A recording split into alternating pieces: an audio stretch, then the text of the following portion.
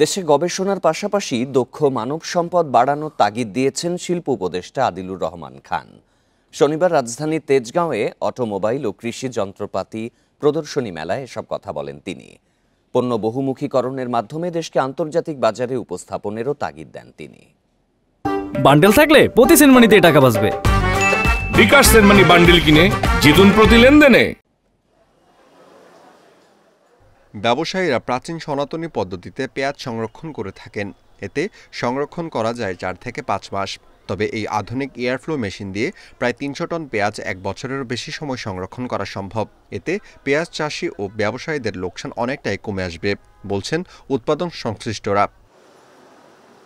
রাজধানীর তেজগাঁওয়ে অটোমোবাইলস ও কৃষি যন্ত্রপাতির প্রদর্শনীতে এসেছে এমন নানা ধরনের যন্ত্রপাতি। প্রদর্শনীতে রয়েছে হালকা প্রকৌশলী খাতের 26টি স্টল।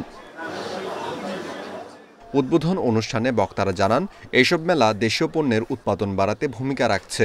সঠিক প্রচারণা পেলে দেশে আমদানির নির্ভরতা কমবে, একই সঙ্গে দেশীয় শিল্পের বিকাশ বাড়বে বলে আশা আয়োজকদের।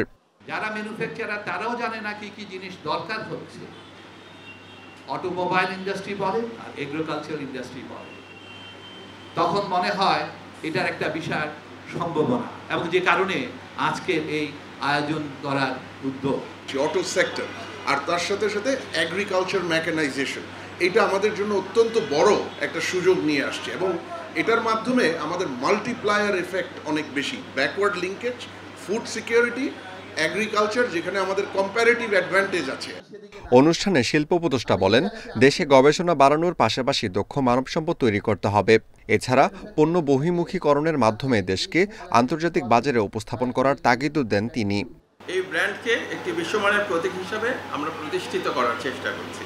এই জন্য প্রয়োজন উৎপাদন ভিত্তিক শিল্পের বিকাশ, প্রযুক্তির স্থানান্তর, গবেষণা ও উদ্ভাবন এবং দক্ষ মানব সম্পদ গড়ে তোলা। বক্তারা বলেন, হালকা প্রকৌশল খাতে দেশে বর্তমানে ছোট বড় প্রায় 50,000 প্রতিষ্ঠান রয়েছে। এই খাতে স্থানীয় বাজার $12 বিলিয়ন হলেও দেশীয় উৎপাদকেরা অর্ধেকও পূরণ করতে পারছে না।